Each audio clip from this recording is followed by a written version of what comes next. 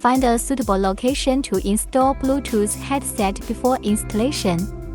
Remove the main unit bracket, tear off the adhesive tape, and stick it onto the bracket.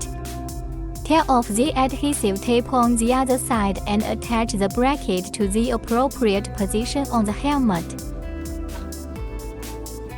Place the main unit into the groove of the bracket.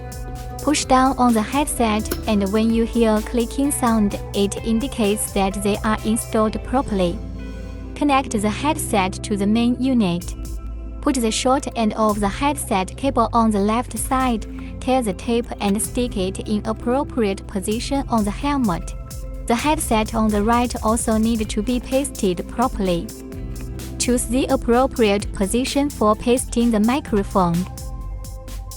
According to cable routing, use cable clamps to secure the position of the cables, then organize and arrange the cable. Once the inner liner and other accessories are installed, the installation is complete.